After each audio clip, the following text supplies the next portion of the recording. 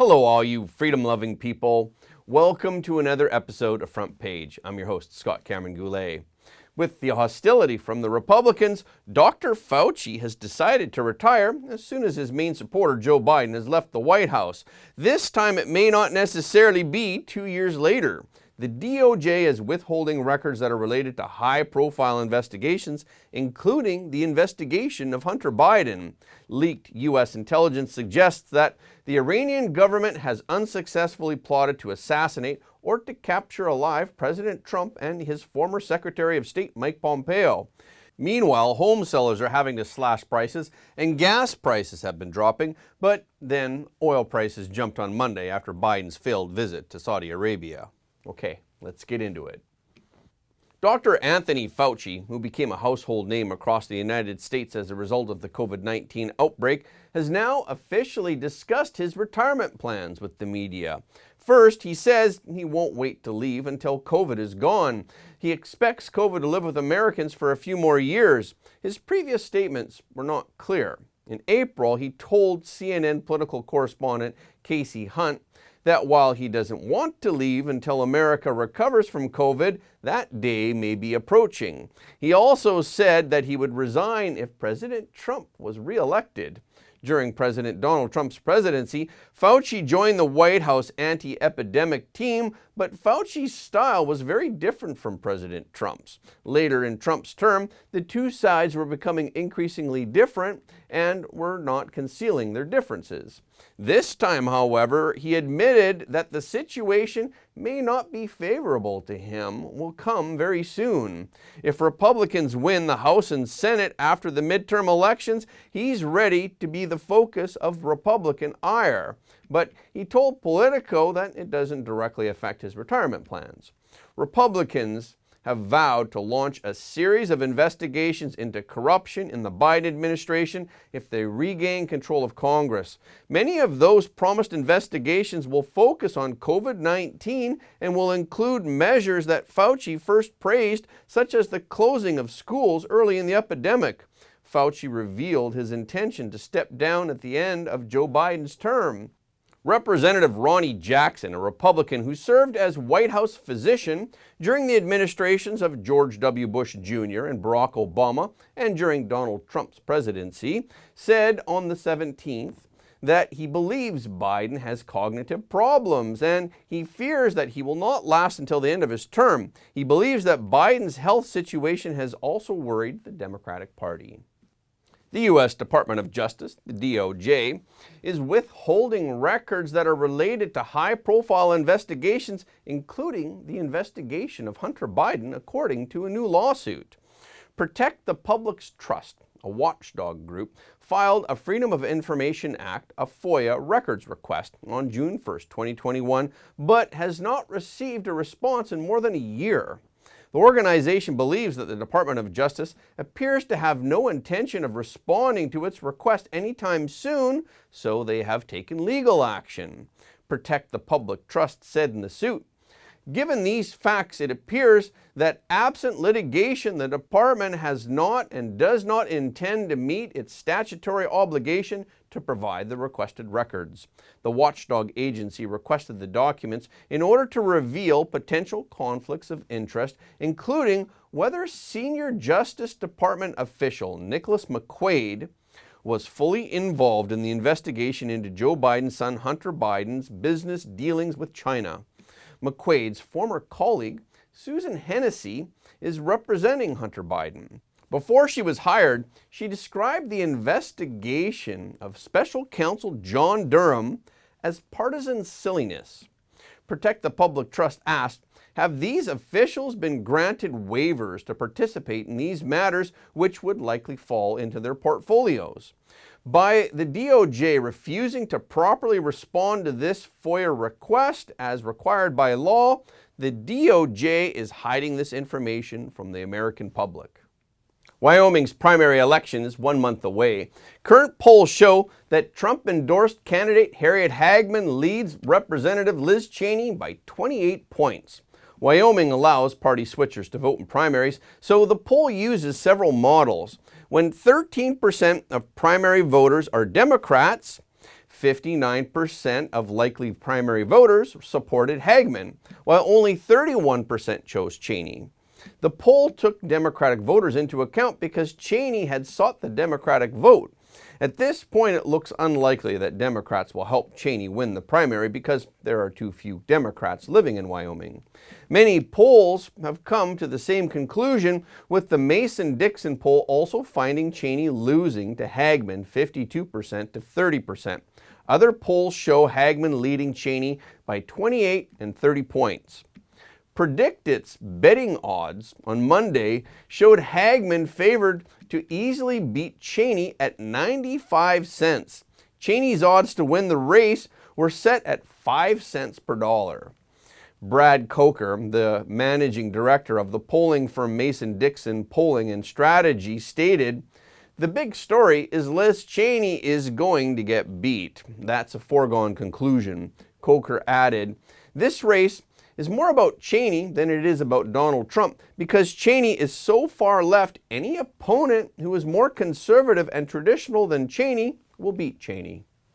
The confidence index for builders in the U.S. says that the single-family housing market fell 12 points to 55, dropping in July to the lowest level since the epidemic began. This was the largest one-month drop in the survey's 37-year history. The exception was April of 2020, when it plunged 42 points to 30 after the COVID-19 outbreak just began. Last July, people's confidence stood at 80, after hitting an all-time high of 90 in November of 2020. Now, inflation and recession-induced concerns are the main factors affecting builders' confidence. Some of the major publicly traded home builders have addressed the issue of affordability in their latest earnings release and said that they will work with home buyers to accommodate their tighter budgets. The number of existing home sales agreements that were canceled in June accounted for about 15% of all homes under contract, according to a new report from Redfin, a real estate broker. That's the highest rate since the early 2020s. Jerry Conter, president of the National Association of Home Builders, said 13% of builders reported that they have lowered the price of their homes in the past month to boost home sales or reduce the number of signed contracts that have been canceled. The average price of gasoline in the U.S. fell for the fifth consecutive week, dropping 15.8 cents to $4.51 per gallon on July 18th, according to GasBuddy, but it's still $1.35 more expensive than it was in 2021. Patrick DeHaan, the head of oil analysis at GasBuddy, said this trend could reach a sixth consecutive week. Prices could fall again this week. Absent major unexpected disruptions, he predicts the national average price will drop to $3.99 a gallon by mid-August. But the price of oil per barrel spiked on Monday after the Saudis refused to commit to boosting oil production. White House chief economist Jared Bernstein in the press blamed Putin for high gas prices while simultaneously giving Biden credit for when gas prices dip. Newsmax reporter James Rosen asked, "Aren't you having it both ways, Jared? Because when the gas prices go up, it's got nothing to do with the president. When we see some decline, you want him to get the credit." The question obviously embarrassed Bernstein, and it took him a while to find the right way to respond. Aren't you having it both ways, Jared? Because when the gas prices go up, it's got nothing to do with the president. When we see some decline, you want him to get the credit. Look, I think that there's no both-way thinking here at all. I think that there has been a consistent, I think, pressure on this White House to try to do everything it could to ameliorate inflationary pressures, and the president has reacted from the beginning, talking about how this was such an important priority to alleviate these pressures on behalf. Before we move on to Iran's failed plot to assassinate President Trump and Mike Pompeo, I want to remind you that if you like what you see here on YouTube, you'll love our membership site. I'm sure many of you have already seen it, but for those who have not, here's the trailer. Our front page membership website has been up and running since January 20th, 2021, and this is where we share more in-depth analysis of the news, I want to thank everyone who has been a part of our membership website. We love you and we couldn't do this show without you. Your dedication to our membership site ensures that we will continue to bring you the same great coverage. The membership website is our safe place. We post every single episode of Front Page there without any ads. So even if YouTube takes down the video, it will stay on our membership website. But what's really special about our membership site is that we have exclusive, in-depth content that is not uploaded anywhere else. Many of you have commented on how much you enjoy Front Page because we do not add any fluff and we tell the truth just how it really is. Our membership videos go one step further. It's the same Front Page style that you know and love, and we analyze deep, complex issues in a calm, rational, and inspiring manner.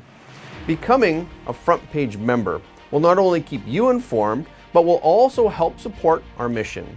So please join us on frontpageshow.com. Okay, let's get back into it.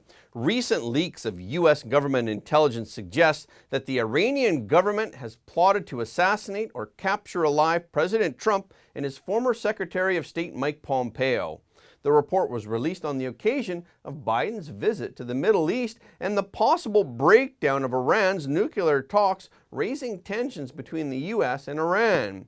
U.S. forces killed Qasem Soleimani, who was the commander of Iran's Revolutionary Guards Corps Quds force.